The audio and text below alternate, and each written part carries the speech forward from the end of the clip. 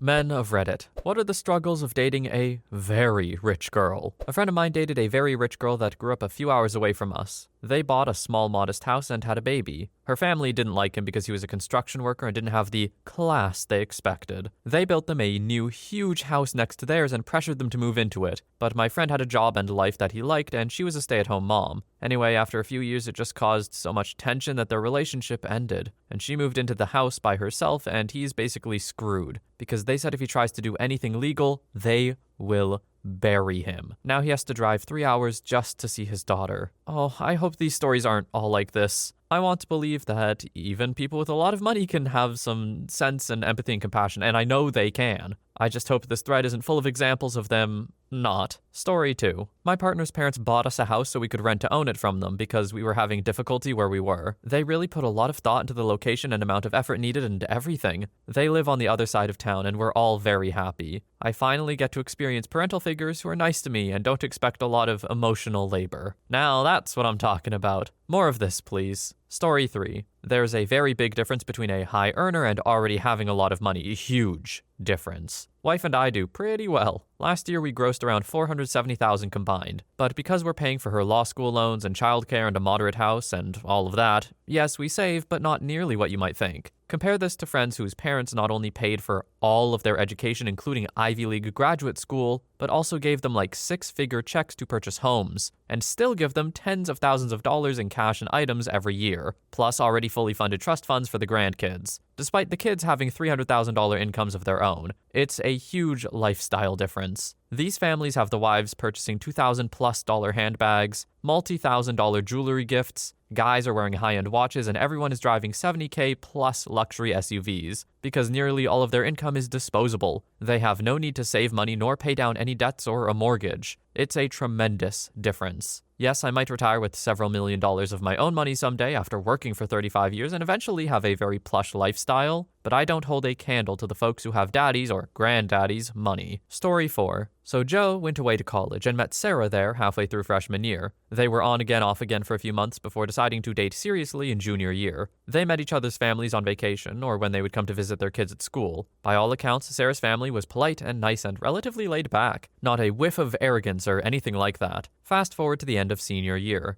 Joe's paternal grandfather is on his deathbed, and Joe desperately wants to go say goodbye. However, they go to school in a small town with a private airport, and the closest major airport is several hours away by car. Neither of them have a car. Said airport also doesn't have a direct flight, so it would have been pushing 24 hours until he got to the hospice center to see his grandfather. This was destroying Joe, as he and Grandpa were very close and he was essentially a second father to him. Without a word, Sarah pulled Joe into a cab and took him to the airport. Waiting for them was Sarah's family's private plane. Joe and my friend and her family were all astounded. They had no idea Sarah's family was wealthy, and especially not private plane wealthy. Anyway, off Joe went and he said goodbye, and he flew coach back to school. Sarah never said a word about it one way or the other, and neither did Joe. They are now married, and both doing well in their careers, and from what I can tell, live a very normal life. Every once in a while, though, they disappear off to some remote island or jungle or mountain for a few days a year and don't tell anybody but their family where they're going. Okay, this isn't a struggle of dating a very rich girl, but this is so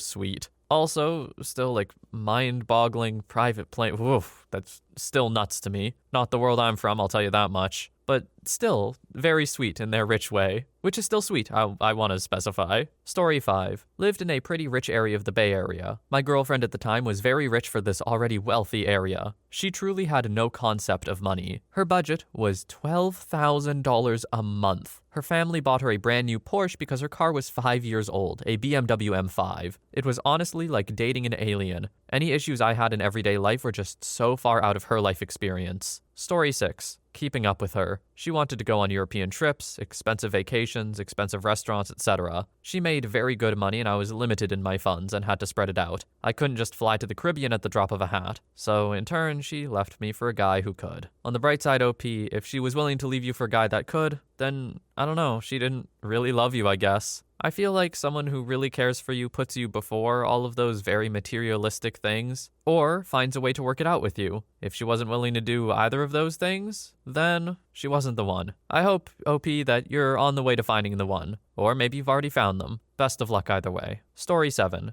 Admitting financial struggles. When my wife and I were dating in university, her family invited me up to their cottage during the break during Christmas and New Year's to ski, skate, and otherwise play in the snow. I wanted to go, but I didn't know how to ski and had no outdoor clothing appropriate to be out in the snow. No ski jacket, pants, or boots. I declined the invitation, but my then girlfriend was really sad and asked why. I had to admit I didn't have the gear needed and I couldn't afford them. She then passed it on to her family, and when I visited them on Christmas Day, they led me to a room with 3 types of everything new, all with tags laid out on a bed for me to choose from. It was a wonderful gesture, but I had mixed feelings. I appreciated the gear very much, but I felt like a charity case. Also, managing expectations of my wife for travel and expectations with children's activities. She was used to jetting away whenever they felt like it and had her own horses growing up. That is simply not an option for us. We do okay and we're happy, but horses are not financially viable. Story 8. I guess I had a different type than everyone else. We worked together and you wouldn't know she was rich unless you got to really know her. She worked as a diversion, something to do and meet new people. She never looked at the price of anything. Had a $5,000 watch, Dolce & Gabbana glasses that she would break at least once a month because she's clumsy. But she's very humble, very sweet, and probably the hardest worker where we worked. We were managers. The issue was that there was absolutely nothing we could do together that was new to her. She had more money and free time. Her bucket list was completed by 22. There was nothing new or fresh within my,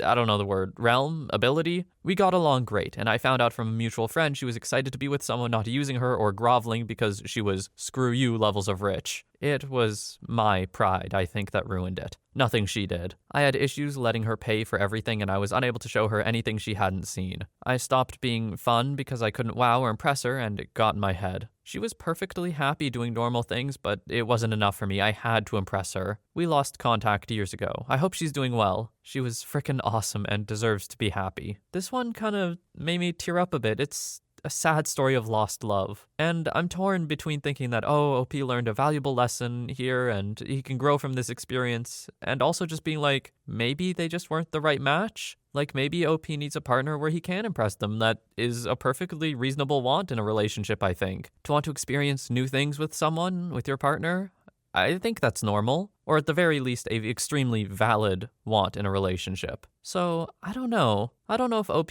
ruined it necessarily, but it does sound like the girl was awesome and OP was sad to lose her, which is super fair. Wishing you the best, OP, and wishing her the best too. She does sound pretty awesome. Story 9. Currently dating a rich girl and I feel the nothing new problem. I've never left the northern US/southern Canada, but she's been to a ton of countries. The vacation we're planning right now is 1. Getting expensive as we're looking at the very unique locations she hasn't been to, and 2. Somewhere I've never heard of rather than the basic stuff that she's seen multiple times. But I'd still like to experience like Rome and Greece and Machu Picchu. We're both med students and she knows I'm going to be in debt up to my eyeballs, so she's pretty quick to help me out when it's something she has suggested. I'm not too proud to accept it. I figure she'll resent me less for taking her money than she will for never doing anything fun. Oh, OP, you shouldn't feel like she would resent you at all. If you're scared of your partner resenting you for any reason, that's cause for concern, in my opinion. But hopefully OP and his partner are talking things out. I hope things work out for you two. Story 10. My ex-boyfriend was very wealthy. I am not. I brought up how uncomfortable I was with him paying for everything. He told me that he likes going out to nice restaurants for dinner and he wouldn't go by himself to these places. He enjoys my company and it wouldn't be fair for him, knowing my financial situation, to ask me to pay, or even half, when it was his decision to go somewhere more high-end. The unspoken rule was cheaper stuff like movie tickets or coffee I would pay for, but if it was somewhere really expensive that he really wanted to go to, he would pay. I get what's being said about feeling like you owe them, but a really good person like my ex was would never hold it over you, or make you feel that way. It's one of those things of, I can accept this or let my personal insecurities ruin the relationship. Okay. I would like to say I don't think it's just insecurities that make it uncomfortable to receive money all the time. Maybe a bit of a pride thing, perhaps, but insecurity seems a bit harsh. I think it's totally normal to want to feel like you are contributing, but I do think it's worth noting that the contribution you give doesn't always have to be financial. There are a lot of other ways to contribute in a relationship. But yeah, I don't think if you're uncomfortable with your partner paying for everything, you are necessarily insecure. Maybe I'm wrong there. Story 11. If you're coming from a very poor family, as was my case, expect a lot of butting of heads when it comes to financial issues. I was raised very poor. Now I make a decent amount of money, but if I'm ever in a situation where I have a lot of expenses and may run into financial issues, I tend to panic a bit and plan my spending extremely carefully. My wife came from a wealthy family and she never had to deal with financial struggles at any point in her life. And she doesn't quite care about spending a lot of money. Basically, she doesn't think past the fact we can afford something, she doesn't think about possibly needing money in the future, and that's where we always butt heads. Story 12. I dated a senator's daughter in high school.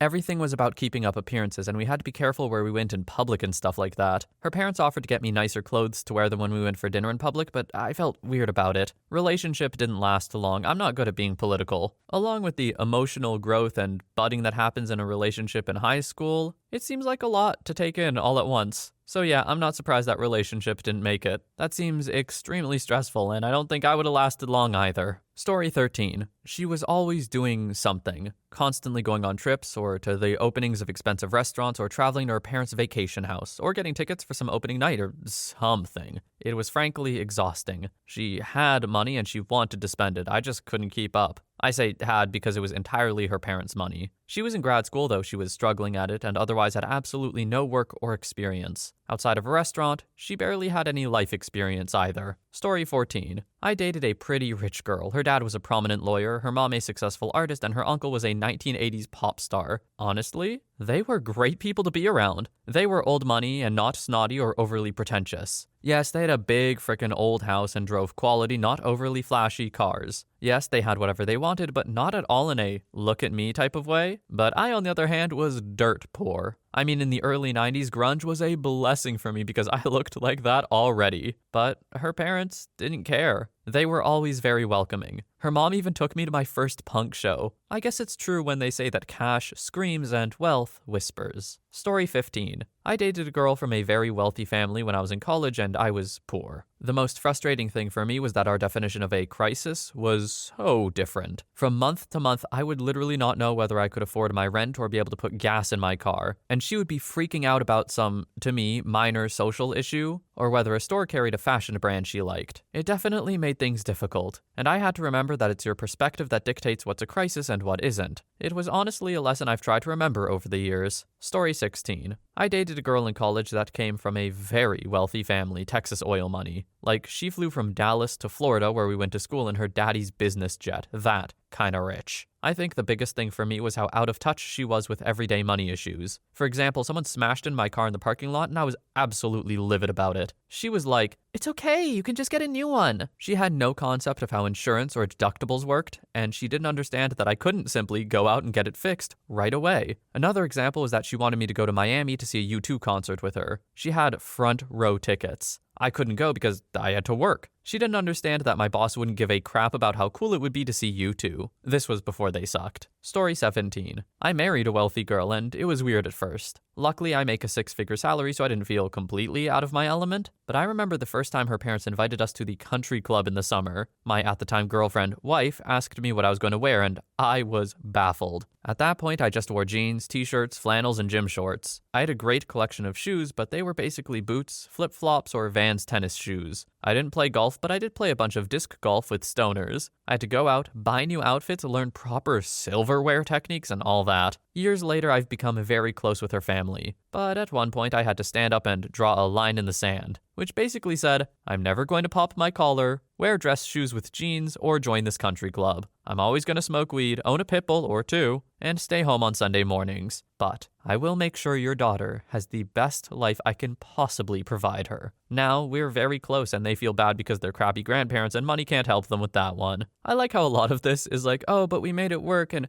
we worked it out, we talked it out, and we did things and made compromises, and then at the very end, OP just dunks on them a bit. Like, oh yeah, they're also garbage grandparents. Got 'em. Makes me wonder how OP really feels about it all. Story 18. She wasn't super rich, but she had a cushy, media-related job and a decently sized flat in the city center with modern deco and amenities. I just felt so insecure. Here's me at the time with manual labor job, bewildered at the price of food and drink at this place she suggested. £4.50 a pint and £15 for a paper-thin pizza-looking thing. I could tell she was happy in life with a job she loved. Her life was set. We still had a good night in the end. We had a few drinks and the night had a happy ending. We talked for a while afterwards, but it just kind of fizzled out. I often thought back to that date and thought I could be just like her if I put my mind to it and get out of this crappy dead-end job. Now, I'm studying at university for a chance at a career I can be proud of. I'm glad OP got some inspiration from this all at least, and it sounds like a pretty decent date night. Good on you, OP, for seeing something you want and going for it. It's not easy, and also I understand sometimes just simply not viable financially or otherwise. So, OP, I hope you make the most of this opportunity in your life. Best of luck, man. Story 19. I was never sure how rich she was. I just knew her family had property in a couple places in the US and China. And this is also how I found out property in China is dumb expensive. When she went for the holidays, if she wanted to stay in, say, Shanghai and then go to Beijing later, she didn't have to look at hotels or Airbnb. She just had to make sure she grabbed the right set of keys. It was weird. She wasn't dripping with the designer clothes and drove a fuel-efficient compact, but just looking at where her family had apartments/houses, I can only imagine. She was a super sweet, down-to-earth girl, biggest heart in the world, very hardworking, and acted like a child in a candy shop everywhere she went. I think the biggest strain came when we would eat together. For me, money was tight, and the best way to stretch my college scholarship money was to cook meals in bulk. Before she met me, she ate out literally every single meal. At first, it took some adjusting and rebudgeting. Bless her heart, she understood and found compromises. She loved my cooking and would surprise me with groceries and then say I have to pay her back by cooking whatever she wanted. Every once in a while, she'd pick up the entirety of a bill that we were supposed to split, but she always found a way to make sure I didn't feel down about it. I don't think she ever once bought me an expensive gift. Most things were either handmade or were very thoughtful. For example, shoes I'd been eyeing for months but couldn't afford. She noticed my computer browser. Oh, I miss that girl. I hope she's doing well. Story 20. I once dated a girl who lived in Beverly Glen near Bel Air. I lived in Canoga Park at the time, down in the valley. She would come down the hill and I would take the bus to meet her in Sherman Oaks. Biggest struggle was getting some alone time at her house, with her house manager, parents assistant, and caretaker around at all times. This was when I was 17. It lasted for almost a year and then she went to college. Story 21. They don't understand the cost of money. I'm dating a girl who has never wanted for anything. Her parents put $100,000 in her account one year just for spending money. She wants to go out to eat all the time, constantly. I'm trying to make my freelance company work, which has been profitable but still not making that much, and she's eating all of my money. We pay separately, but still, going out every night to expensive sit-down places is ridiculously expensive. I'm at my wit's end about it. I like her, and she's nice, but I've literally almost gone broke just due to eating food with her, and I'm about to do so again. I've spent at least $2,000 on food over the past month. I don't want to go out to eat. I can spend $10 to $20 in a week for food and be satisfied. She wants to spend $70+ a day. I had to eat rice and vegetables for weeks because I was so broke because she wants to go on fancy dinners on other weeks. I have had to talk to convince her to not do this and why don't we just eat in instead, and even offered to cook, but it's just super difficult to convince her to do this. Alright, OP, look, it's not going to be what you want to hear. In fact, you probably won't hear it. You're not going to watch this video, but if you do, if you're talking with her about it and it's still not working out, quite simply, you are incompatible. Like, it sounds like she is genuinely putting huge financial burden on you. $2,000 a month in food is absolutely absurd. And that's not even with you paying for her. You're splitting the bills. It's great you like her, and it's great she's nice, but this is unsustainable. And if she cannot or refuses to live any other way, then it's just not going to work out. It's brutal, but I think it's just the truth. You got to find a compromise or move on, I guess. That being said, I do hope you can find a compromise, but if you can't, there's only one way to go. Anyway, I hope that wasn't too sour of a note to end on, but that's the last story we have for today. Have you ever dated someone incredibly rich? Or at least had a decent amount of money? If you have, throw your story in the comments. For now, though, thank you so much for watching. I hope you have a wonderful day or night wherever you are, and I will see you in the next one.